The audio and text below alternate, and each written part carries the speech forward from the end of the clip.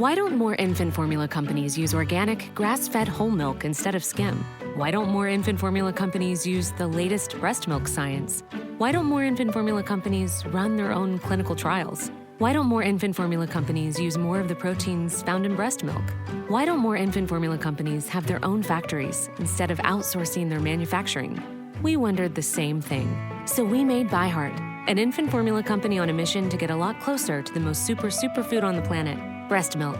Our patented protein blend has more of the important and most abundant proteins actually found in breast milk. We're the first and only US-made formula to use organic, grass-fed whole milk, not skim. We even conducted the largest clinical trial by a new infant formula company in a quarter century, with clinically proven benefits like easier digestion, less spit up, and softer poops versus a leading infant formula. And we make our own formula in the USA and our very own factories in Iowa, Oregon, and Pennsylvania.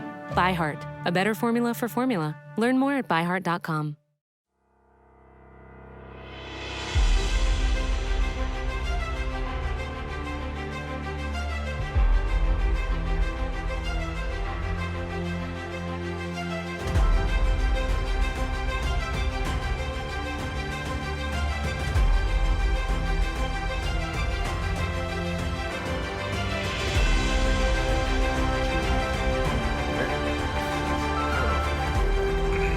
Welcome to the Malting Hour. I am one of your hosts, Tony Golick, joined always with Brandon Winninger. And making his third appearance this year. Is it really only 3? I don't know, man. And the new, I was going to say, in the host of his new show, Liquid Liner Notes. Danny. Hey, Dan. Hey, how's it going, everybody? Not us, you're just saying what's up to the audience right away? You are everybody. I am. Thanks, man. That makes me feel pretty good and maybe a little self-involved, but you're not wrong. Thanks for joining us again, Dan. I know it's been a crazy year. We wanted to get Clark on. I'm pretty sure at some point on this episode there will be a little drop-in of Clark's Malteez for the year. But it's the Malteez, everybody. My favorite time of year to talk about our favorite beers of the year. Not necessarily, and it could, and we never really put any rules into this. Like, no. Could I have had a 2020 beer? Yeah, because did we do it with the old stock? Yep. So you can have any beer. It's funny because I was going through some of my check-ins and I was like, man, I did have some beers that I really liked, but it just felt weird. So I mainly focused on new beers. There were some older ones that I had, but that I know that I've had them before, so I discounted those. Okay. But if it was my first time having that old beer, it would have made it. Could have made it. Yeah, I think I have at least 1 or 2 that were from last year that I just opened this year. But I feel like it was harder this year. Like last year we went to GABF, and I feel like that gave me more of a recollection and more options. Yeah. This year I haven't been doing Untapped or anything like that, so it was a lot harder for me. You had to actually dig deeper to remember. I was just telling Brandon that I didn't. I have a list of beers from Fobab, but I didn't check them in, and so I kind of forgot about. There was one beer, and I think Brandon's on your list that did stand out to me, but I forgot about it and did not put it on my list. So I'm very excited that Brandon is representing that beer. But beer under glass, there was some beers that I had there, and one specific beer is on my list. But before we get to that, this is a beer drinking show. Brandon, what are we drinking? We are starting off with Dragon Milk's Reserve Oatmeal Cookie. I thought you were saying oat milk, but you said oat milk? Oat milk cookie? Oat milk cookie. It's oatmeal cookie, bourbon barrel aged stout with cinnamon, brown sugar, raisins, oats, and vanilla extract. Tony, what are you thinking? Aroma-wise, it smells like a dragon's milk. I don't get a lot. Maybe I'm getting cinnamon. I'd say maybe a little cinnamon and vanilla, but also dragon's milk, and that's not a bad thing. Taste-wise, cinnamon, vanilla, a little bit of that boozy bourbon barrel. I don't know if I get necessarily oatmeal cookie, but I like this. Yeah, I'm getting raisin, but the raisin I'm getting is more attuned to a barley wine kind of esque that I feel like I'm getting. But raisiny like that, but not. Yeah. Okay, that's what you're saying. Interesting. What about you, Dan? So I think I agree with you guys, or earlier with Brandon, I should say, that I get cinnamon on the nose for sure, and a warming sense. It is. I'll say it's warming, actually going down too. Yeah. I feel like, and I don't know if it's the cinnamon, but something's drying my tongue out after I take a sip. No, I'm there too. It's good though. It's probably the cinnamon, and Dragon's Milk itself isn't super sweet. When's the last time you guys had a regular Dragon's Milk? Oh, it's been maybe a year or so. I'll say this: each year, I try a lot of their variants. Their triple mash is really good. We had a variant on the show like last year, I think, sometime. Probably, I think at least once a year we have a Dragon's Milk variant. But their variants are a lot of fun. They're really tasty. They do a good job. And I think they kind of get overlooked on their barrel aged beers. This one is 11%. Ooh. Oof. Woo. Gonna be a rough night, boys. Yeah, it's good. Dan? Yeah. How many... Oatmeal cookies. No. How many... What's the name of the throne from Game of Thrones? Is there a name for that throne? Iron? The Iron Throne. The Iron Throne. How many Iron Thrones are you going to give this? Only because John Wick's on in the background, and you also pointed out who is from Game of Thrones. Yeah, Greyjoy. There's a lot of people on here. All-State dudes on here, and Defoe's on here. This is and so is the guy from Bill and Ted's. So is Bogus that guy Journey. from The Matrix. Oh, I know him from Bill and Ted's. The guy from Point Break. Have you ever seen Point Break, by the way? I don't think so. I can't remember. Patrick Swayze? No, I don't think I have. Nick Nolte? No, I don't even know who that We gotta is. do like a movie night with Dan. Oh, is that Where going we to just duct tape him to a chair and make him watch. Watch old Are we about to movies. start another podcast where it's like watching Dan's... Well, so You there's guys you each suggest a movie, and then I pick who's right. Well, that's good. There's the podcast I listen to, Comedy Bang Bang, the host, Scott Aukerman. He does one called Scott Hasn't Seen, and there's a bunch of movies that he hasn't seen. But I like your approach to it, which we'll suggest a movie, and you pick which one is better. I mean, it was a teen line. I like that. Oh, it's all that. Oh, yeah, nice. Except we have to give you the right movie. Nice. Right, how many Iron Thrones? Yes. So I'm gonna It's a go. 4-hour episode because we're catching up with Dan. I'm gonna go with 375. I like like that. it. Don't love it. Sure.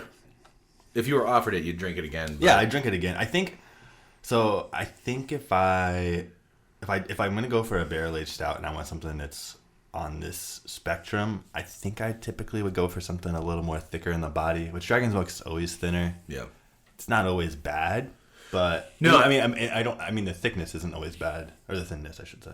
Get up But- and get down with the thickness. Yeah. I that's what I like about Dragon Milk. I like that Dragon's Milk is a thinner, not so It almost boozy goes in your down too face. easy. Yeah, and they're always, and I think regular Dragon's Milk is 9%. Brandon, how many Iron Thrones are you giving this one? I'm in the same ballpark, like 3.9 to 4, possibly. I actually really like it. I do like the flavor profile. It's very easy drinking. Yeah, for 11%, that's pretty messed up.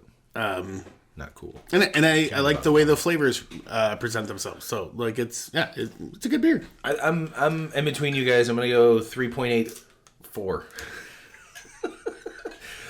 Excuse me. I tend to like all the Dragon Milk variants. I think they're delicious, and this one is not an exception. It's tasty. What I like about it, while I don't feel like it tastes like an oatmeal cookie, I like the vanilla and cinnamon, and I'm a sucker for vanilla, so that's why I'm gonna do a 3.84. And this was just bottled in the beginning of September this year, so it's like pretty fresh. And normally, As far as Dragon Milks I go, think in January, February is when they start bringing out more of their variants. Okay. Good to know. Sorry, I just took a big gulp of water. So, this is the Malteez. We didn't make any awards for any of the breweries like we said we were going to do. So, what you got something? Oh no. Seemed like you were going to do something. Oh well, I thought we were gonna go next beer. I mean, you can pop one open right now while we're talking. That's okay. I was just going to get into our... Yeah. So, we agreed now, I think from now on, it's a top 5 forever. That's the main thing. And so if we have more, we'll mention them, but we'll do that in the second half. I think we did that the first year when we came back around from the break. We did the second half. We mentioned our honorable mentions. So I'm gonna go. I have ranked mine. I don't know if you guys actually ranked yours instead of just, or did you just write? So I have an order in mind. Okay. Okay. So I'm gonna I go. don't yet, but I could wing it. All right. We're gonna start with our number 5 beer of the year, and So I know, are we doing the honorable mentions later? yeah, we'll do that. Yeah. Yeah, like I was just saying, I know you were getting stuff out of your bag there. When we come from the break, we will do our honorable mentions. But I'll start. Here we go. Actually, what I should do is, what I probably should have done was pull the beer up so that I actually had something to talk about, which I'm stalling for time right now. I don't know if you guys noticed that. I'm just kind of rambling and talking because I'm punching it in. I hope everyone's New Year's is great. I hope everyone's having a great 2024. Yeah. So far, I mean, it's the first day of it. Found it, and I think, Brandon, do you remember the version that yep, I got it. Here we go. My number 5 for this year is, damn, I don't know which version it is. But anyways, it's Brothership Brewing. Their barrel-aged Space Debris, which we had at Beer Under Glass this year. And it looks like for 2023, there was a banana chocolate and coconut. Does that sound right? Yep. But the other one was pecan, vanilla, and coconut. Ooh, yeah. I think it was banana. Yeah. That was the one. To me, that was my favorite beer of the event. And if I'm not mistaken, Brandon, I think I may have been talking with somebody, and you grabbed me and you said, "Hey, we have to go to Brothership right now." Something along those lines. Yeah, because somebody was like, "You need to go there. You need to try this. The line's going to be long." Yeah. And we got... It was the longest line. And, it was great. But, and the line was moving fast, though. Yes. But that beer really stood out as... we talk about barrel-aged beers a lot, and being in Chicago, we're privy to many barrel-aged beers throughout the year in general. But this is barrel-aged beer season right now, coming to a close. That beer really stood out as a fantastic and phenomenal barrel-aged beer. And since then... I have now put that on my radar as a barrel-aged beer that I will seek out. And I actually have tried other Brothership Brewing beers since then because I was like, oh, wow, that was good. So if they could do barrel-aged beers as good as that, their other beers have to be as good. And they were. So that's my number 5 for 2023. Brandon or Dan, who would like to go next? Is anybody... Dan looks like he's still scrambling. I have my list set now. I just gotta pull them up. Brandon, do you think you have your number 5? Yep. So I have from Maplewood Brewing the cup of French vanilla. Oh, that's not what I expected you to say there. But cup of French vanilla was very good. I did have that this year. Yeah, and we had that earlier in the year, and it was just really well done, and it was kind of like a vanilla latte mixed with a barrel-aged stout, and I just remembered really enjoying that. So that makes my number 5. The whole Cuppa series from Maplewood is pretty solid. I don't know if I've had a bad Cuppa. I was actually just... So we had the cinnamon dusted s'mores 2 Christmases ago. We had that one. That's what I'm saying. No, that's right. Oh, we all did. Yeah. Sorry. For the Christmas show. I don't know why I pictured you and your wife just having that. Good night, kids. Mom and I are going to drink this cinnamon dusted s'mores. But I still have one. I was like, oh, maybe I'll bring this, and then I realized did we have this one before? But we've never had that series before. Is so good. It's hard to find a bad Cuppa from them. I checked in. It was Cuppa Origins Colombian coffee this year. It wasn't a barrel-aged beer. It was just a coffee stout. There was Colombian coffee in there, and it was really good. Was it real Colombian coffee? Real Colombian coffee. No, when you say it reminds me of the SNL skit with Chris Farley. Yeah, that's what what if I told you it was decaf? What? You son of a bitch! How did that make you feel? Angry. Chris Farley, R.I.P. Never forget. So Brandon's number 5 is Maplewood's barrel-aged Cuppa French vanilla. Now, Dan, moving on to you. All right, so my number 5 is from Was, which no shocker. There have been a couple of Was that I almost grabbed. I haven't grabbed.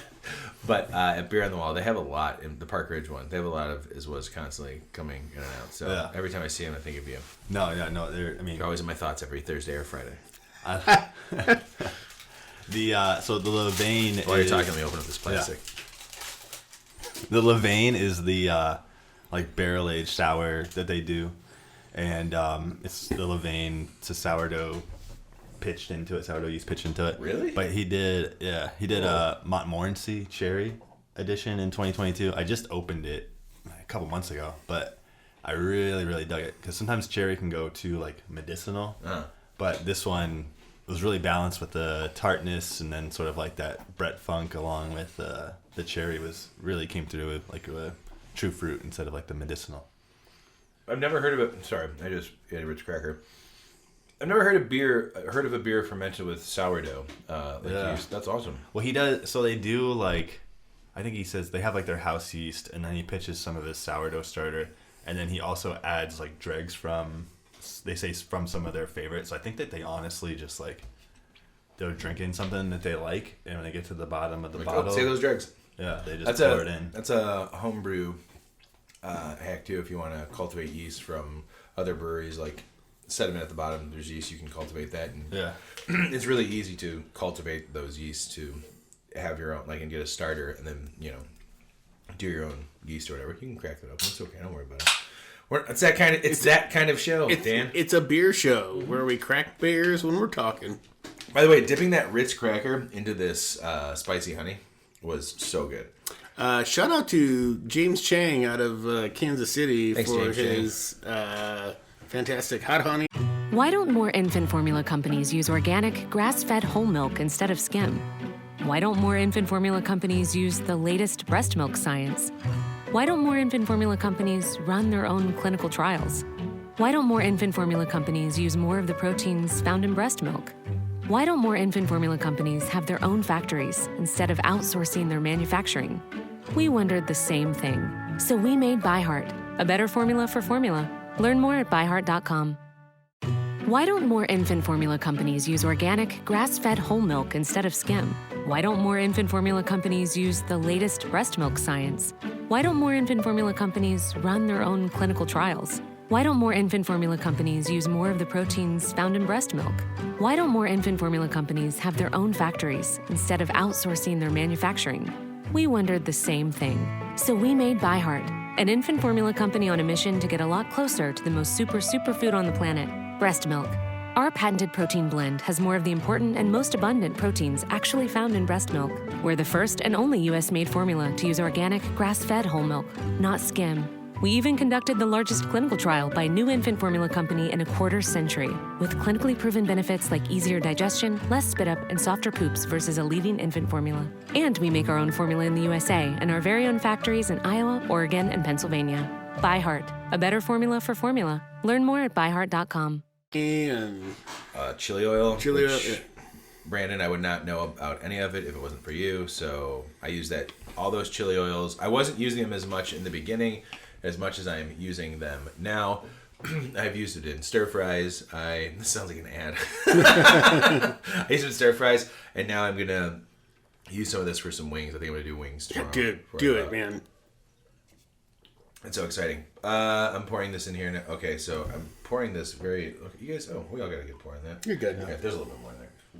Dan, what are we drinking, baby? All right, so we are drinking from Sway Brewing in, I think it's Bailey's Harbor, Wisconsin, in Door County.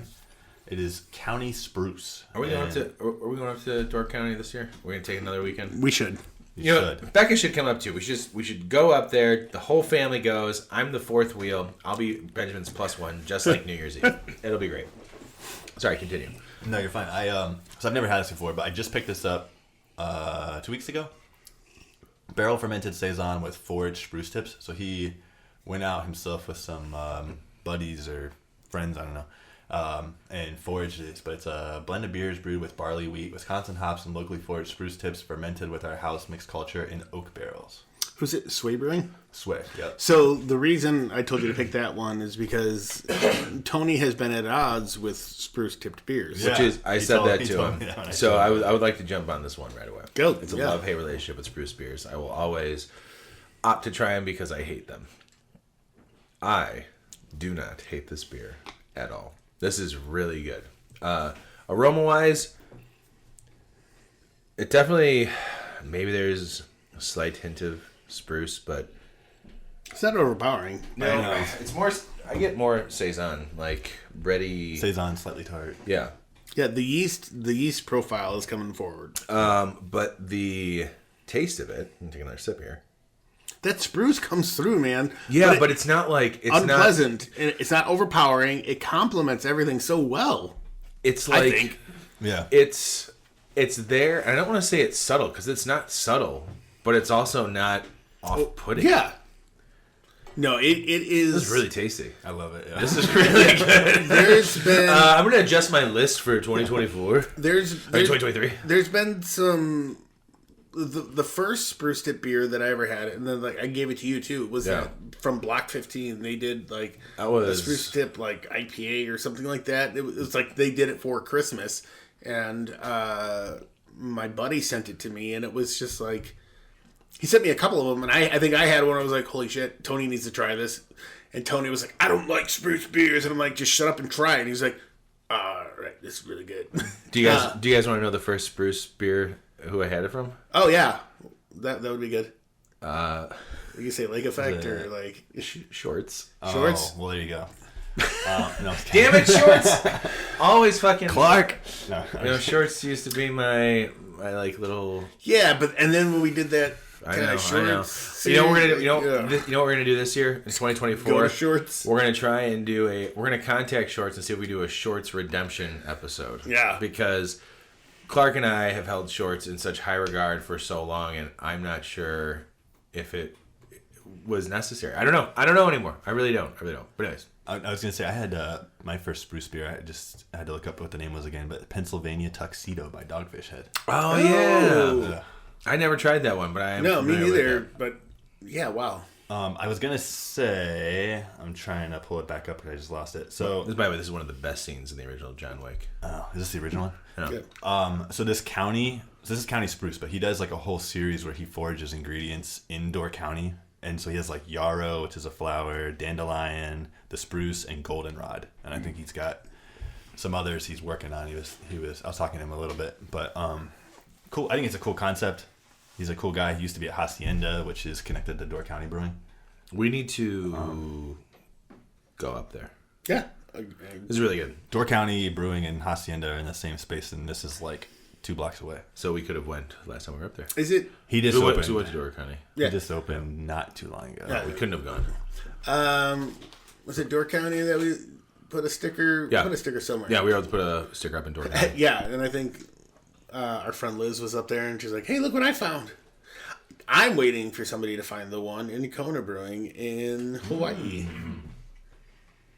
I mean, another rich cracker. That's what I'm not. That being said, Tony, how many Clark Griswold forested chopped down trees would you be giving this beer that we are currently enjoying? So beyond what the actual type of beer it is and the expectation that I had, I'm actually really enjoying it, and that I think it's something that I could easily drink more than one of these, which is crazy for me to say for a spruce tip beer. I'm giving this a 4.3. Ooh. Yeah, I think it's really good. It's refreshing too. It's very tasty. Like if this is a regular beer that they would do around the holidays, I would definitely make the trip to go up there and grab some to bring back for the holidays to share around this time. Dan, how many Clark Griswold forestry chopped down Christmas trees are you giving this? So I'm a sucker for the style, so I'm giving it a 4.75. Ooh, I knew you were going high. Yeah, 4.75. I think that's fair. I'm not giving it a 5, and I'll say I actually wish the spruce came through a little bit more. Okay. But I love like the Brett character and the yeast notes like you were talking about, Brandon. I do. Yeah, so I'm gonna go 4.25 roughly on this, and I'm kind of in agreement. And like the only thing, and this is probably just way off base, but like it's supposed to be a thin beer, but I feel like just like when you've got so many good flavors, it just needs to be a little thicker. Like, I don't know. To me, but I'm sorry, I also totally missed what you gave it. 425. Because the drawback is, I mean, not a drawback, but like the difference, it's such a drinkable beer.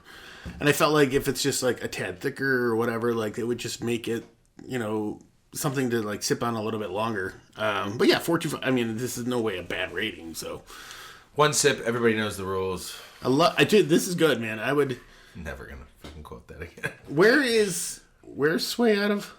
Bailey's Harbor. So if you guys if you guys were at Door County, it's like 2 blocks away, and they do a lot of their like saisons and then a lot of lagers. Oh, and Tony, when we were at Door County Brewing, Hacienda was right. Yeah, that was it. Yeah, that I knew. I remember that. And Door County, they're the one that does the Pallet Jack. IPA, session IPA.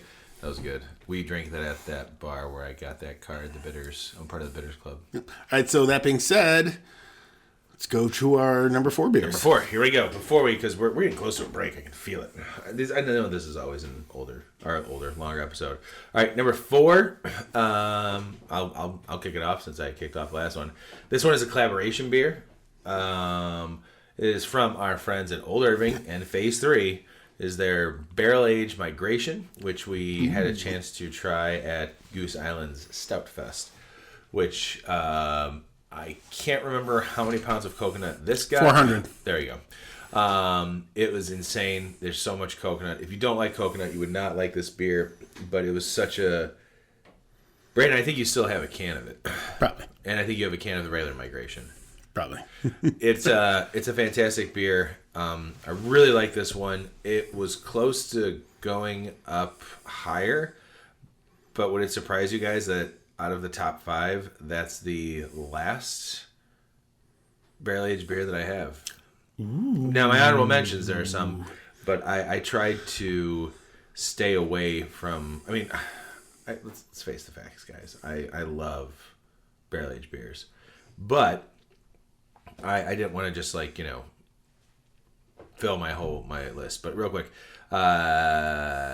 Heaven Hill Elijah Craig 8-year bourbon barrel aged imperial stout with toasted coconut, vanilla, and Ecuadorian cacao nibs, collab with Phase 3 Brewing. That is the description for that beer. That is my number 4 for 2023. Who did I go to last time for their? Oh, Brandon. Brandon, what's your number 4? I'm going with. Something that we did over the summer. Kind of like the summer. We did a Christmas in July or whatever. Everything Nice from Brewery Omegang. Oh, that's right. I forgot all about that beer. Wow, that made your top 5, huh? Yeah, that was a really good beer. It was fantastic. I'm trying to look up to see. I was trying to find a description earlier. Oh, here we go. It was a strong blonde ale brewed with seasonal spice. Lightly dusted with spices of the season, Everything Nice is a warming, wintry Belgian-style blonde ale. This supremely cozy confection pairs perfectly with traditional holiday treats. Note the flavors of cinnamon, ginger, nutmeg, cloves, and white pepper as you sip next to the fireplace. Dan, you had that with us. Do you remember that? Yeah. I didn't check it in. Is it weird if I check it in now so I don't forget it? No, go ahead. But yeah, I really enjoyed it. I thought it was a fantastic beer. It was obviously probably brewed in 2023 or 2022, but it was one of, like, when I went through Untapped, it was one of my top ones, and I have a lot of top ones that I didn't put in, but like I just really enjoyed it, and I thought, hey, I'm gonna add that to the list. Yeah, that's a sleeper pick. By the way, Untapped just told me you're nearby, so I was able to tag you. Whoa! Yeah, Untapped knows where you're at. I'm on right now, looking at my beer. That is weird. Yeah, good call. I just checked it in, and I said for summer 2023. LOL. Yeah, good call. I forgot about that. That was really good. I feel like that was maybe one of the better Christmas in July beers that we had. Yeah, it was out of that list, it was the highest rated one that I had. So real quick. Was that your last episode you were on? I remember being on it, but I don't remember if that was my last. Probably. Might have been. Yeah. It actually have been. Well, way to bring up the past, Brandon. Good job. Just bringing it all full circle. Dan, what's your number 4? So mine, number 4, is a barrel-aged stout from Perennial. It's called, I might be saying this incorrectly, but My Man 2020. My man. That sounds about My right. man. My 2020. man. So it is a blend so it's 80% of it is a stout aged 22 months in Heaven Hill barrels, and then the other 20% is a stout aged 27 months in Weller barrels. Ooh. And I thought for some reason there was like rye in this, because when I was tasting it, I was getting that like rye spice. But maybe I was just You were getting some ice spice instead? Yeah, maybe it's ice spice. But no, that was a delicious beer. It's sort of like one of my buddies brought it over, and it was like something he was saving to share with people, and it lived up to the hype. Nice. That's exciting. It's exciting when you have a beer like that, especially a beer that's didn't stay around for that long, that all of a sudden is like, wow, really glad we saved this, and it's delicious. Yeah. Well, with that being said, we've gotten through our first two beers, and we've had two beers. I think we're going to take a break. And if I'm not mistaken, I think I got the okay to play another Cel Ray song for our break. Nice. So, that's what happens when you buy music from your friends and family. They'll let you play it on your podcast. So, Why don't more infant formula companies use organic, grass-fed whole milk instead of skim? Why don't more infant formula companies use the latest breast milk science? Why don't more infant formula companies run their own clinical trials? Why don't more infant formula companies use more of the proteins found in breast milk? Why don't more infant formula companies have their own factories instead of outsourcing their manufacturing? We wondered the same thing. So we made ByHeart, a better formula for formula. Learn more at byheart.com. we'll be right back.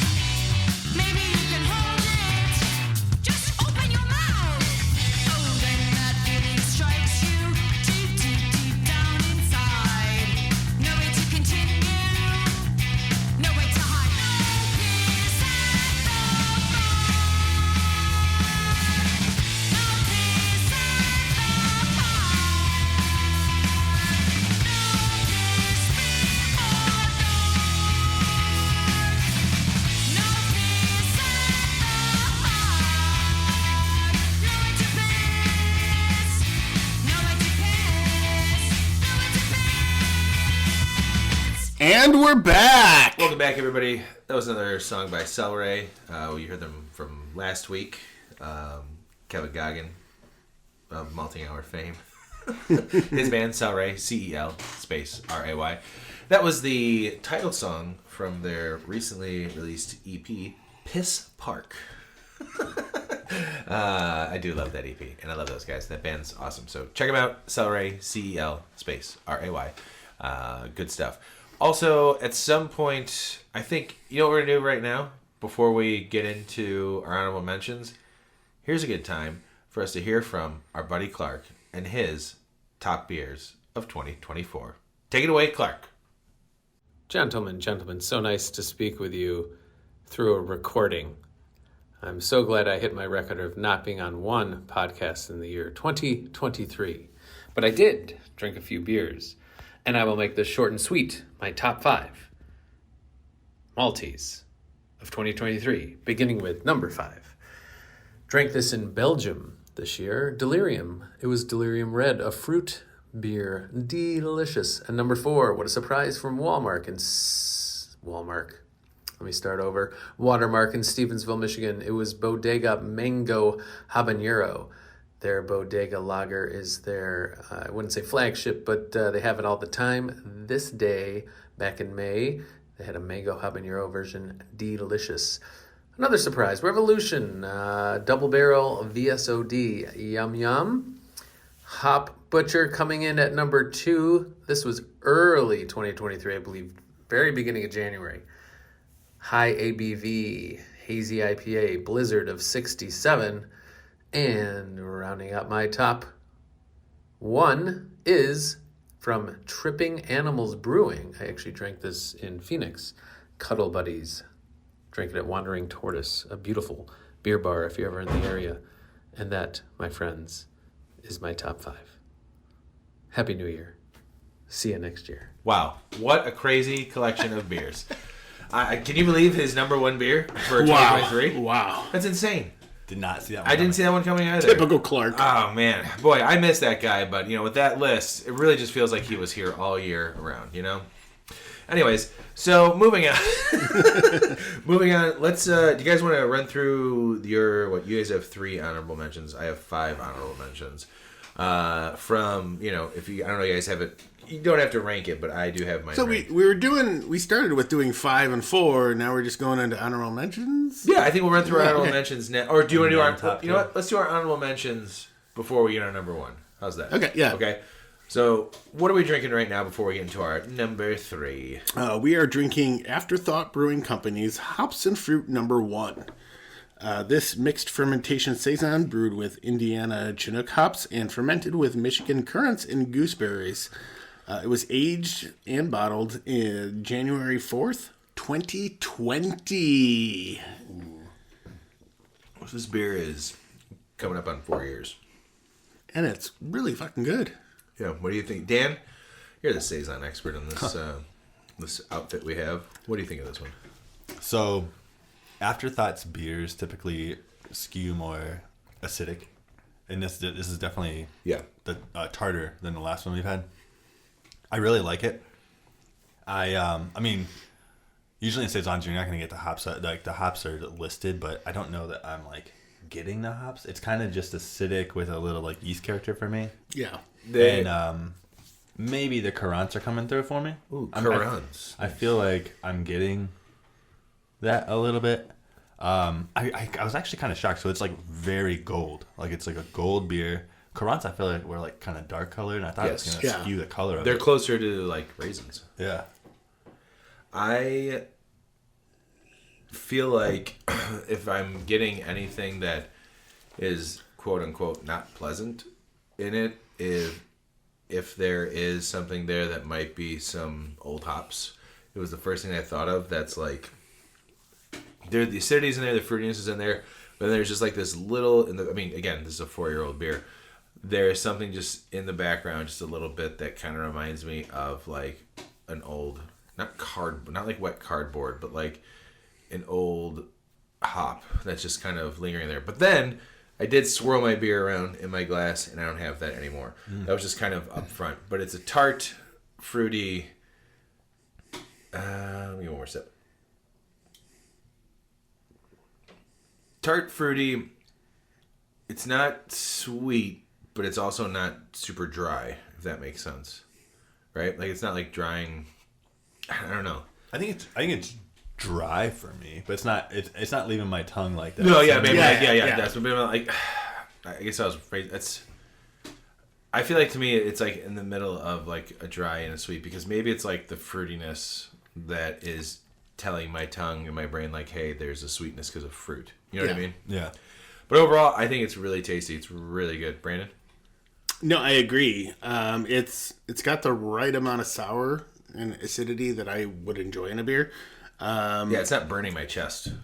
And I'm getting a little back note of like, I don't want to say currant, kind of raisiny-esque, but like it's in that field. I'm not getting Like dark fruit. and I'm not like that. Dark old fruit. I'm not that familiar with gooseberries, but I'm getting some berryness, and I feel like this is a really, really well done beer. I mean, I don't know what it tastes like fresh, or what it tasted like fresh, but I would assume that's got to be pretty similar. Yeah, Maybe it's a little super. hoppier. It's super enjoyable. Like I'm really happy with this beer. Yeah.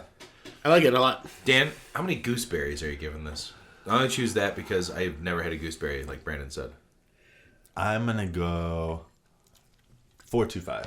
4.25. Brandon, how many gooseberries are you giving it? I'm same wheelhouse, 4.25. I'm 4.25 as well. I think it's 4.25 across the board. This is really good. I could sit and relax and drink this entire bottle without feeling uncomfortable from the tartness that I normally get from some beers that have that acidity, high acidity to them. This Not is heartburn-inducing acidity. not at all. Not at all. It's very tasty. I like it a lot. So let's go into our number Good 3 choice, Tony. beers.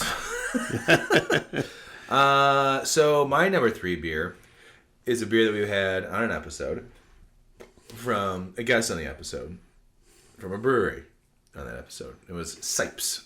Ooh. I chose their Columbia Bock because Okay. that beer is just so sweet and delicious, and I love Bock beers. I fell in love with that beer that went on that list that night, or on this list that night. Didn't know where I was going to put it, but after I was going through ranking everything, I realized that was one of my favorite beers of last year. It's just it's really tasty. It's really, really nice Bock. I'm a fan of Bocks, and I'll be Bock next year for Malteez 2024. Good night, everybody. Thanks for listening. All right, Brandon. All right. What's your number 3? I'm going with a beer that we did have on an episode. Oh boy.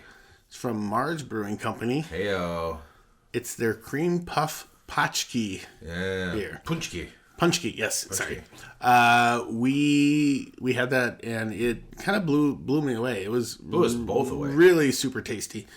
I know Tony enjoyed it too, but yeah, super good. It kind of knocked all of the checklist of things you would want in a Punchki beer. So much so that I think we posted it and somebody commented about it from Mars, and it was fantastic. Still trying to connect with the guys from Mars. Yeah. One day we will. One day. Yeah, I'll tell you this. I'm excited for this coming year's variants that they do of that beer, because there was a pistachio one as well that I've seen. So Did they do a strawberry one sometime? I believe I think they've gone. I think they do different fruits too. Yeah. Just like the So Punchies are the same way. Yeah, good call, Brandon. Dan, what's your number 3 beer of 2023? My number 3 is from Sundial Brewing out of Barrington, Illinois. Oracular Rhyme, which is a saison aged in neutral oak barrels and re-fermented with Michigan Montmorency cherry. There's that cherry again, and there's another fucking saison from Dan. Yes. That beer sort of blew me away because they're a newer brewery. They've only been around for, at this point they've probably been around for like 2 years, but they were brewing simultaneously with Flesk Brewing at the time. And it just kind of blew my mind that they were like a young brewery doing saisons and everything, but it came through so well. Doing it so well for being such a young brewery. And I can remember like having that first sip of that beer. And again, when I hear cherry, I'm kind of like worried it's gonna be medicinal. And it wasn't. And I love the beer. Well, now you found your favorite type of cherry when it comes to those beers. Or have I? Ooh, well, Foreshadowing. Ooh, oh boy, we don't know. We're gonna have to find out after we take this. Oh, no, we already did the break. Damn it. Are we cracking open another beer, or we're still sipping on this? Do we want to go to our number 2 and then have another beer? Yeah, let's do it. I did just finish that beer though. It was delicious. I really liked it. So this will be fun because we already talked about this beer. My number 2. So Brandon, we're gonna go right to you. I hope you're ready. My number 2 beer we had on an episode back in February. From Mars Brewing, Cream Puff Punchy Stout. That's my number 2 beer of the year, baby. If I'm not mistaken, when I started this list on my little document here, that was the first beer that went on there. So I knew yours was going to be up there as well, because we both spoke on how much we love that beer, how delicious it is, and it was. And I really like seeing that beer again on this list. Reminded me of how much I'm now looking forward to February for their variants to come out. And Hopefully, I don't know how many they normally do, but I'll be on the lookout because if we need to do a whole Fat Tuesday episode with those beers, I am down for that, and we'll definitely do that. So that's my number 2. The same as Brandon's number 3, the Mars Cream Puff. See, that's not the first beer I have on my list that I started for you for the Maltese of this year. Oh shit, that's right. I forgot Brandon had the running list. Brandon, do you have that list in front of you? I do. Let's save that. I want you to go through that list. Maybe after number 1 we see. Yeah. We'll go back and we'll see. Jesus, I forgot you kept that list. I need to stop talking to Mike. Brandon, what's your number 2 beer of 2023? He's freaking out. He's freaking out, man. I'm gonna go with the another one from Maplewood Brewing. Their barrel aged cup of stuff. Part of me. Wait, no. I already said cup of stuff. No, you did a cup of French vanilla. Oh yeah, I clicked the wrong one. You're Yep. right. Yeah. So cup of French vanilla. Yeah, cup of stuff. Yeah, we had that at Fobab this year. We did. Sorry, I heard a dog barking in the background. That beer was very close to making this list, and it did not because I felt like I had so many barrel-aged beers. You'll find out in the honorable mentions that I did not put that one on there, but it was one of my favorite beers of 2023, and it was my favorite beer of Fobab this year. It was Agreed. the best Yeah, barrel-aged beer that I had at Fobab this year. It was so good. It tastes like liquid Oreo cookies. In the best way possible. You know what? Let's drink one right now. I'm joking. Don't go grab it. Yeah, it's good call, Brandon. Yeah. Agreed. I like that Maplewood made 2 of your slots this year, man. Yeah, I mean, I went through my list and I looked through things and I was very diligent and I was like, okay. What stood out? Yeah, and those stood out. That's it. All right, Dan, what is your number 2 beer of 2023?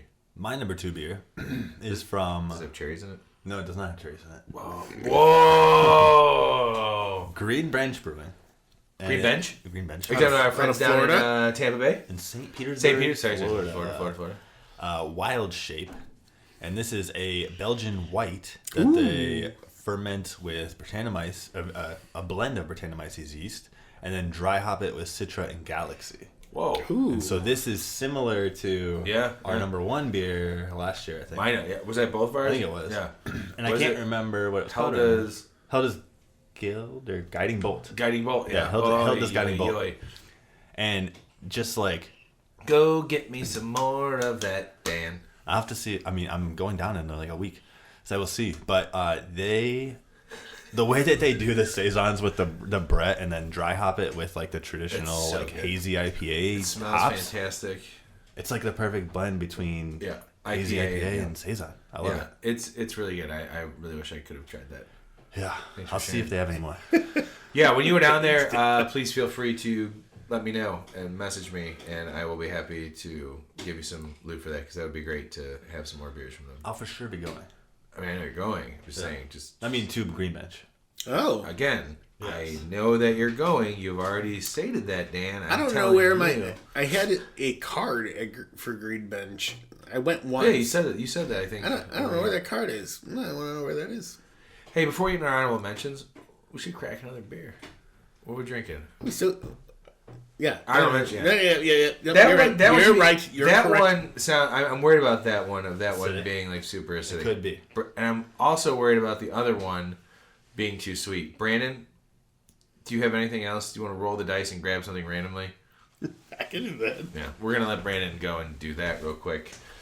Sorry, I hate to put you on the spot like that. I'm just thinking about because I already had a beer for tacos as well, so I'm really working on the like acidic beers tonight, and I was it's nice. It's nice to have, beer. We've had more acidic beers than I anticipated. More acidic beers tonight than I think we've had all year. So I don't know if I necessarily need to like top it off with let's have the most acidic beer that you have that you brought. And now, like as I'm talking and I'm realizing like what I've had, I'm feeling it a little bit. So Brandon looks like he's grabbed something. It's behind his back. Are we gonna do blind? Are we doing a blind what are we doing? mystery beer? Yep, pretty much. Mystery beer. Can it not be an acidic beer? Oh, it's not. Okay, great. You know what? We'll do this. All right, hold on. Go ahead and get a solo cup. No. You need a solo cup for this. Can we see where the liquid's coming from? No, I think. Yeah. Red Solo Cup. I fill you up. Is that a country song? It's a Toby Keith song. Oh, your favorite. You love Toby Keith, right? He's my favorite. These colors don't run. They do not. Right. Put a And that's boot like in your, and that boot in your ass. Yeah. That's your motto. That's what you live by, right? These Yeah. colors don't run. /S. What does that mean? Sarcasm. Oh, I don't know if that's real. I feel like you might be the kind of guy. No, who- I am a country fan. I am a country Are you going to music Country Thunder this year? fan. I don't know what that is. So you're not a country fan. No, I know. I went to country- Windy City Lake Shake. Nobody one knows year. what that is. Nobody. Brooks knows and what Dunn that were is. there. Brooks and Dunn. Oh, 'cause Brooks and Dunn. I know. Yeah. So Brooks and Dunn, Alan Jackson. I was just gonna say, was Alan Jackson there I have 3 Alan Jackson albums on vinyl? Yeah. 2 of them are Holy Christmas shit. albums. Does one of them have well, way down yonder on the Chattahoochee, Which- it gets hotter than a hoochie coochie. I contend that guitar intro on that song, that's like the greatest intro of any song of all time. Which is also like the same guitar intro to Footloose. I don't even know. You know.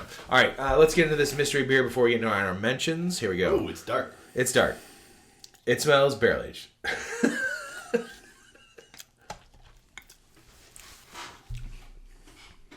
I'm getting marshmallow and I was gonna say marshmallow or is this it's marshmallow. It's not even like lactose. It's like marshmallow Yeah. or vanilla. the reason Could why be I think vanilla. is this an off color beer?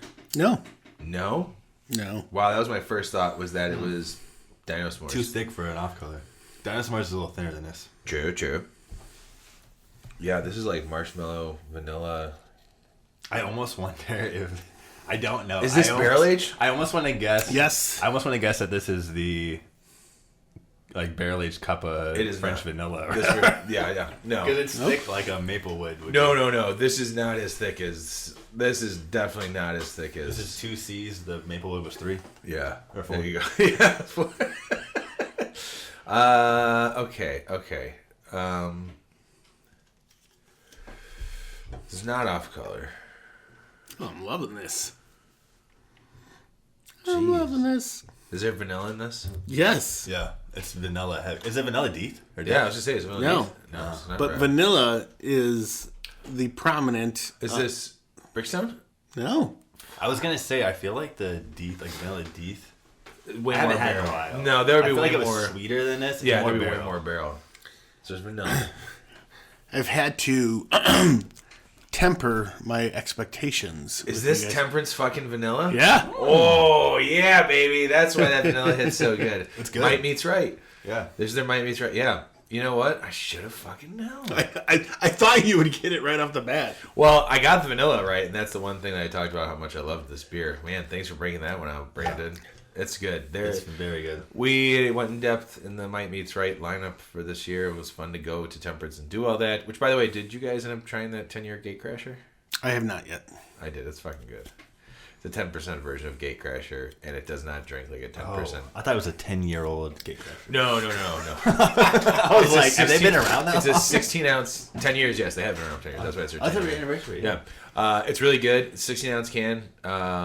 Definitely worth trying and checking out. It's very, very tasty. So we did a recap of the temperance beers, but I will read the description so everybody knows. Something that might makes right, but it's the troublemaker, the one who speak truth to power, who changes the word. Vanilla might meets right is the stone in your slingshot. We blend our stout aged in Russell Reserve 6-year-old rye barrels with stout aged in Basil Hayden toast bourbon barrels, and then let it sit on vanilla beans to try to bring out vanilla notes from aging in oak whiskey barrels. This is one of our unique takes on a reversed style. Let's make some history together. My first honorable mention beer is Energy City's Pumpkin Cobbler, which is part of our Halloween episode. Brandon and I pretty much lost our minds over it because it tasted like liquid pie. It was very good. I loved it very much. Number 9, Revolution's Dreaded Breakfast. Their version of a breakfast stout from their Deepwood series this year. That was from their July release, where they also did that Straight Jacket, or I forget, Life Jacket, which was a barley wine with like fruit, mangoes, apricots, or some shit like that. I forgot what else was in there too, but it was a good release. Then Dimensional Brewing, they're from Dubuque, Iowa. Their Mortal Kombat stout that I had with Matthew from Old Irving when we were he was doing an event at the Beer on the Wall in Arlington Heights. It was very fun. Thank you to the guys who shared that with us. They didn't have to. They also shared another barrel-aged Dimensional Brewing beer with us that was very, very tasty. Oh, that wasn't even like open for tasting. They just like were like, hey. These guys knew the people that worked there, so like I don't know if he had just beers there or brought beers for them to chill, but like he would go behind or like go up to the server at the bar and be like, hey, grab those beers. And like one of the servers then also had like samples with us. This guy seemed like he was the real deal. You know what I mean? Like we're showing up with all these beers. Pretty badass. After that, my number 6 is the KCBC, Kansas City Brewing Company. Welcome to the Underwood Helles. I bought it because of the zombie design on the can. Looks super cool. It is on my fridge in the basement. The sticker is on there. And it's a very good beer. I love Helles lagers, so that was good. Brandon, what are your honorable mentions? I'm going to start with Voodoo Rangers Fruit Force IPA. So close to being on my fucking honorable mention list, man. I was blown away by how much I enjoyed that beer. Weird how good that beer is. So good. I've had it twice since then.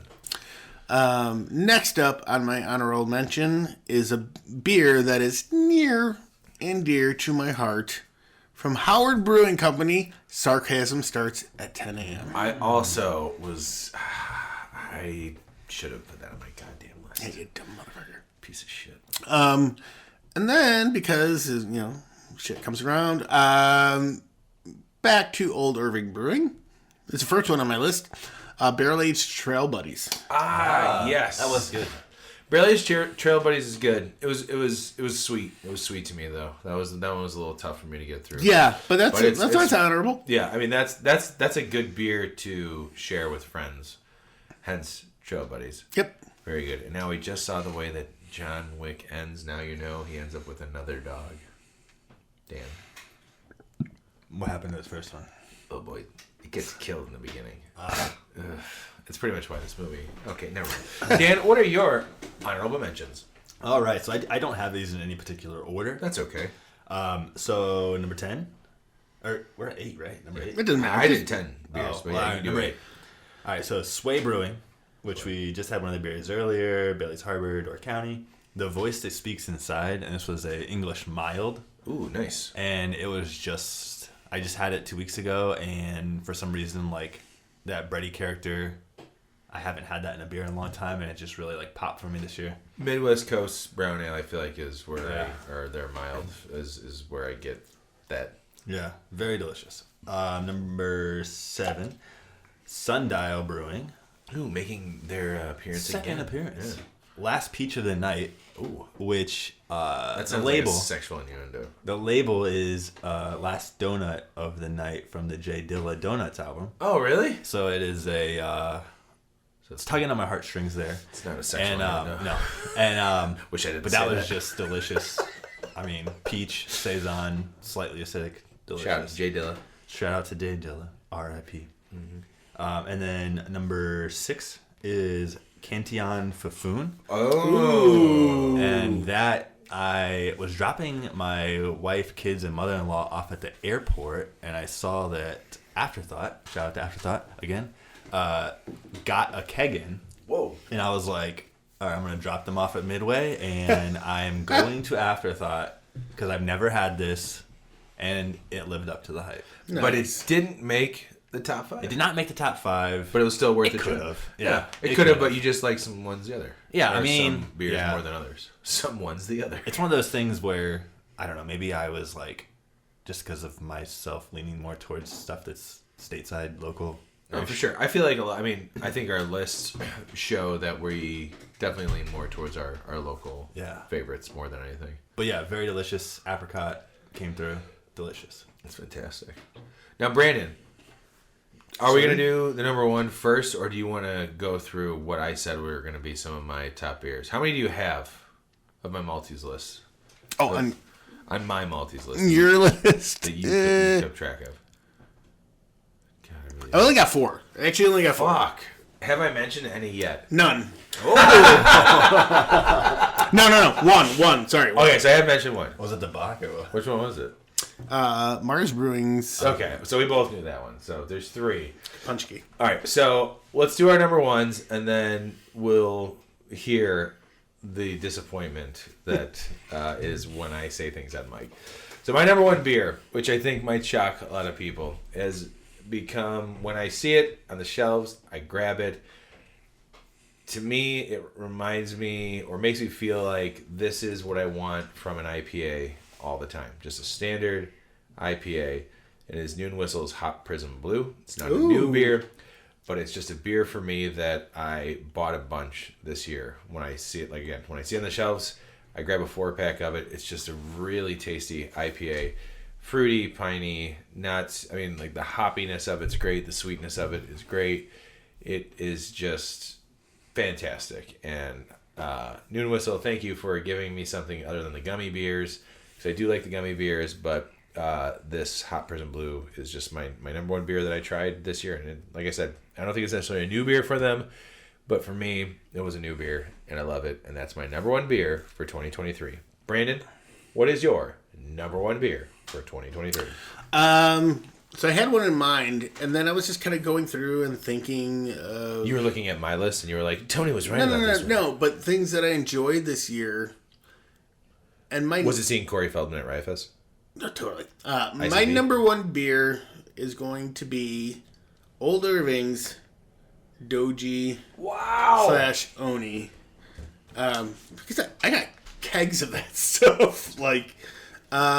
It's just such a well done beer. It was fantastic, and I enjoyed it immensely. If I'm not mistaken, that's on that might have been, I don't remember what my top beer was last year, but I know it was in my top 5 last year. So for this year though, it's like my top beer, because I that was my number 2 last year. I was blessed with the last keg of Doji R.I.P. that they had. They literally just filled up what they had left and they gave it to me. And I was blessed by that. And I'm not saying that because I have currently 2 Old Irving beers on tap. I was fucking blessed, yo. But it was funny. I was telling, so I went to pick up the keg of Prost, and I was, Josh, who's the general manager there, he's an awesome dude, and he was like, he's like, you can put some Prost on tap? He's like, oh, that sounds like a cool party. I'm like, yeah. You know what my other beer on tap is? And he's like, what? I'm like, Cushy Berry. And he's like, really? And I'm like, yeah. And I say, I've literally been saving it for my sister-in-law for Christmas, because she loves, who's upstairs right now, she loves sour beers. And then they came here, and I told her what I had on tap, and she goes, can I get samples of both? And I was like, yeah. So I did like 2 little, shot flight, and she drank them both, and she goes, that's pretty rad. Can I get the cinnamon beer? I was like, I've literally been saving this one for you because I thought you would love it. But she was all about the cinnamon beer. And so much so that they were like, how do we get growlers to take home or whatever? And I was like, I'll get you guys growlers. Don't worry about it. So I'll be filling growlers probably later tonight because they're leaving in the morning. So that's awesome. I think it's a good... I'm also doing something. Well, and that was a good choice. I'm sorry, I got distracted because towards the end of this year, we have switched how we host our webpage, or how we host the RSS feed for the Malting Hour, and I was going through. I was like, oh, okay, cool. Let me find out what because each year we put what our top episodes are. And it's off in a bad way of what I used to use, because it's actually I guess not. No, this is correct. Sorry, we'll still do that. It's just I was perplexed to find out this is what the top episodes were. So, anyways, I'm sorry. I thought we had way more episodes than we did. But that's cool that you gave her the flight and you saved that specifically for her. Did she like the Cushy Berry though? Oh, she did. Yeah. But she was like, "Man, I like this one better." Okay. Yeah, I would. I do too. And Greg was like, "Oh, this is good." He's like, "Can I get some to take home?" He's got his beer buddies back in Kansas City where they do cigar nights every month. Did you give him a beer to take with him, but he drank it here? Oh yeah. So for his Christmas present, I gave him a Krampus in the Rye. And I was like, and he's like, oh, my buddies will enjoy this. I was like, okay, great. And then we did our Christmas morning on the Wednesday after Christmas because they came in on Christmas Day. Tuesday was a rest day, so Wednesday we did it. And he's like, oh, take this back to my buddies. You know, we're doing presents and everything, and I'm walking around, like, cleaning up and making coffee, doing stuff, being a host. And he comes waddling in, and he was like, showing me his coffee mug, and I was like, hey, drinking coffee. He's like, that rye whiskey. He's like, it's good. I'm like, okay. And then in my head, I'm like, I got a bottle of bourbon. I got 2 bottles of bourbon. Or my wife and I got 2 bottles of bourbon. One was a Kansas City's Chief, like, branded bottle of Jim Beam. And that's cool as hell. Like, Kansas City Championship. Don't ever open that one. And then some other one. It's going to be gone tomorrow. No, it's not. I mean, I don't know. We'll save it as long as we can. And so I was like, and he got some bottles too. And I was like, all right. So I'm like, are you pouring bourbon or whatever in your coffee? I'm like, that's cool. And then, you know, we're walking around doing our thing. Christmas morning on a Wednesday. And then he said something, he was like, yeah. That Krampus is kind of strong. And I was like, huh? He's like, yeah, the Krampus. And I was like, oh. And it was 9:00 in the morning. Whoa. And I was like, that's the way I started today. And I was like, I think that's like 50%. He's like, yeah. I finished the can and I read it right at the end. And I realized that's 50%. And I'm like, you're kind of lit for this kind of time in the morning. Merry Christmas. In the best way possible. But yeah, it was just so funny because like he was drinking it, just not realizing how big it was. But then I was going to say it. I was like, because I love it when he brings stuff back to his guys to drink because they like... He gives me like reports back of like, dude, give him one more of the ones that we got. Give him like the regular. I already gave him one of the ones. It was a rye, but I'll see. But like, yeah, like not the fireside one. No. But yeah, like candy, or cookie. They usually just enjoy it, and then I gave him some cigars that we got at Prop Day, and he specifically said, I'm going to take these back to the guys for, the cigar, beer, whatever. And then he told me, he's like, we got to plan a time when you guys come back around this thing, like, his friend doing this thing, because this guy that he knows, who's like Becca's age, bought this like farm in like St. Joseph, Missouri, and like just does these like barnyard smokeouts. Like he'll throw meat on the smoker, and like he's a nurse. And, like, just on his off days, he just smokes a bunch of meat and, like, brings all these people over and they play, like, beer games and sit in a barn and smoke cigars and, like, all that stuff. Oh, you've been invited, Tony. Thank you. Yeah. Thank you. Thank you very much. Just want to make sure we'll bring the test cam. It'll be great. Well, and we've been told, like, because... that would be a great episode. So the big brewery down there now is River Bluff Brewing, who used to be just the St. Joseph, Missouri brewery. They opened up in Kansas City now. They have one, like, on the river down there, too.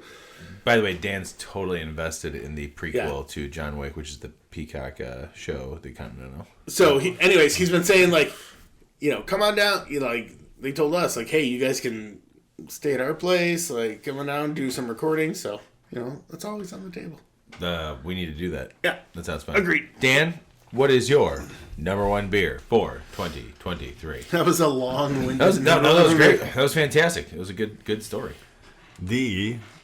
So dipping back into the cherry well. Oh boy, I knew my cherry boy was coming back around. And I was Dan's my cherry boy. I was telling Tony during the break that I did not mean to have 3 cherry beers on specific cherries, though. It's not just cherry beers. What kind of cherries, Dan? So my number 1 beer was from Jester King Brewery. And it is Montmorency versus Balaton. Whoa. And so it has 2 kinds of cherries in it. Balaton, which when I was doing the research for this beer, I realized that it's a type of cherry that was created by Michigan State University, which is kind of like weird to me. But anyways, so this is it's a sour with the 2 types of cherries in it, and the cherries gave off like a sweet character that sort of balanced out the sourness of bad medicinal that you were afraid of. And it was a delicious beer. Wow, that's a good. You know what? Honestly, that's a great. It was good. Trust me. That's a good description. It was just a great beer, and I feel like that's why you make it your number one. Before we get into how far off I was from speaking on the mic, I will go through, according to SoundCloud, which next year we'll have to figure out how to get this information, what our top episodes and top listening locations were for the year. Do you guys have any guess? I'll tell you this. Here's the great thing. For the top 3 episodes, according to our SoundCloud streams, we have a regular episode, we have a malted mini, and we have an after the final pour. Okay. Which is pretty great. So we'll go with the after the final pour first, which is after the final pour, season 8, episode 2. Brandon, you know which one that might be? Oh, you don't remember anymore after the final pours. That was Do the Do. Oh. When we did the Mountain Dew episode. Yeah, the Mountain Dew episode. I'm so surprised that was one of the ones that got picked. I wonder if it just came up with like Mountain Dew search engine. Probably. Yeah, totally. And people are just like, oh, I'll listen. I'm gonna see if I can pull this up real quick because it's not showing me oh, here it is. The other one was the Malted Minis. That's number 2, our second most listened to. Malted Minis, which you and I drank 2 different beers. You had Old Irving's Cushy Berry. Okay. I think it was the first time. Yeah, in July. Had it on tap. Yeah, in July you had it, and I did Waybird from Half Acre. Yeah. So that was number 2, and then our number one episode of the year, which I'm going to pull it up right now. It's kind of funny because I didn't think it would be one that would have made it. Oh, not emo. Jeez, don't want to do that. We're not emo.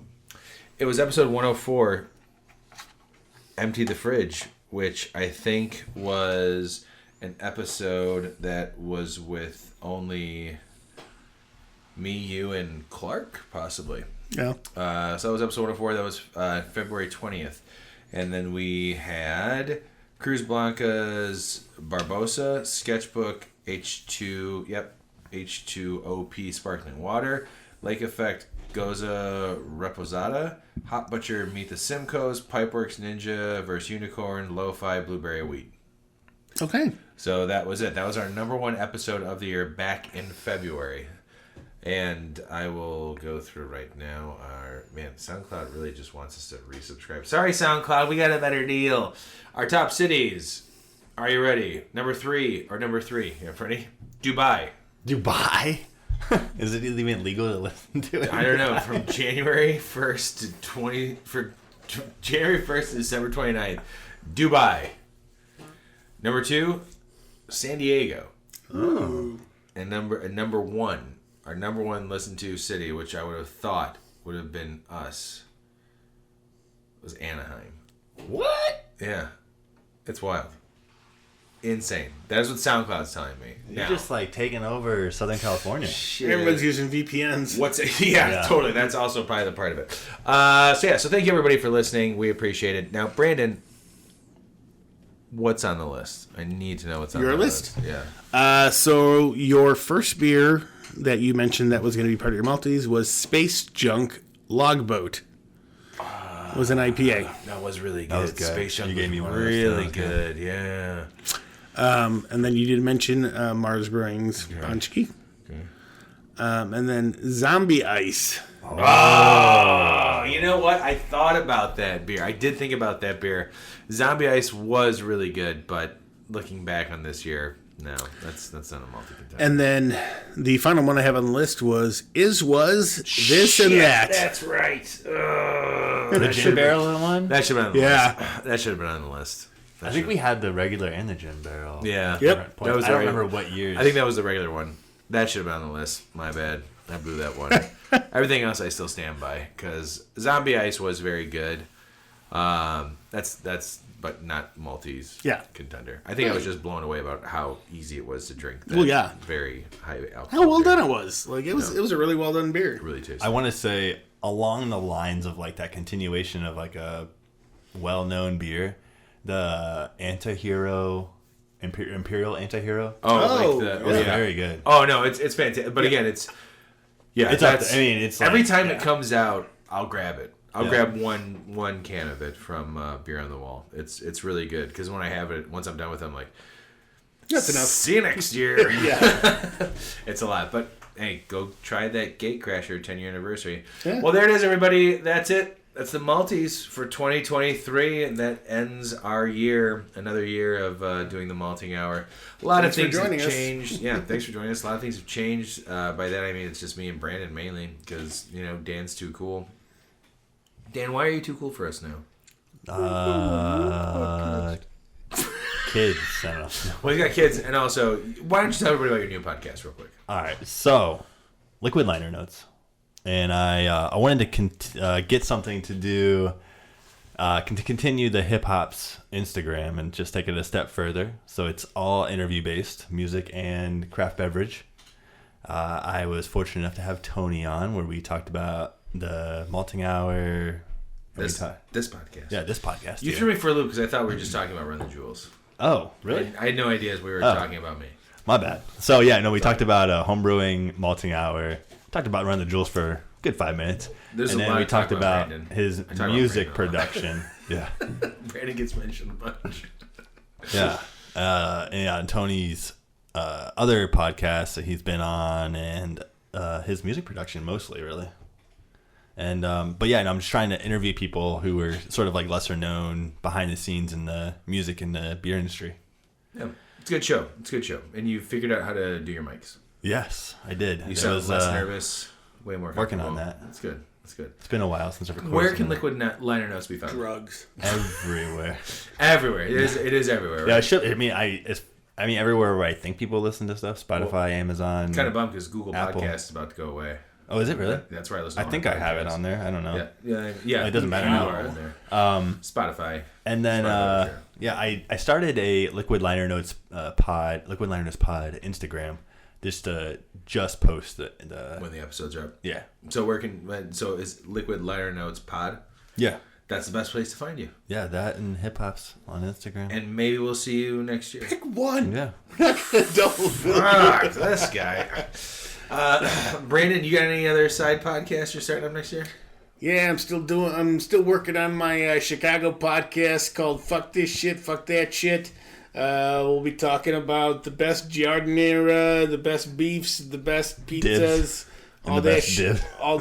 Oh yeah, and then if it fucking snows, we'll be talking about dibs. So get ready for the Fuck This Shit, Fuck That Shit podcast because it's coming soon. Right to the fucking sewer near you. It's gonna be great, man. I can't wait for 2024. I'm so excited. I have to say one more thing. Yeah, what's up? Is it about your fucking podcast? No. We're gonna talk like that on the podcast? Clark's Top Beers. Yeah. Blew my mind. I can't believe it. I mean, I'm really blown away by... Number two? I thought number 2 was definitely going to be... You know what blew my mind? That fucking Clark is still fucking alive. Like, that fucking guy... I thought he would have got a hockey stick up his ass so long ago that he'd be fucking shitting pucks. Like, I don't know what's going on with that guy. But I did get a Christmas card for him, so Merry fucking Christmas, Clark. I love you, buddy.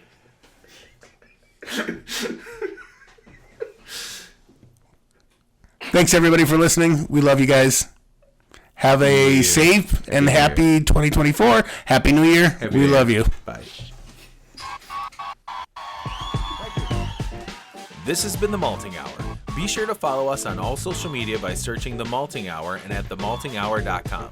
You can also follow us individually on social media. Brandon can be found on Instagram as BMDub81, on Twitter, BDub81, and on Untapped as BDubDrinksBeer. Tony can be found on Instagram and Untapped under Ace of Help Chicago, on Twitter, The Ace of Help Chicago. Clark can be found as Clarkowski on all three. Dan can be found on Instagram as hip__hops and hip hops on YouTube. Be sure to subscribe, like, and rate the show on your preferred podcast listening platform. Until next time, cheers from all of us at The Malting Hour.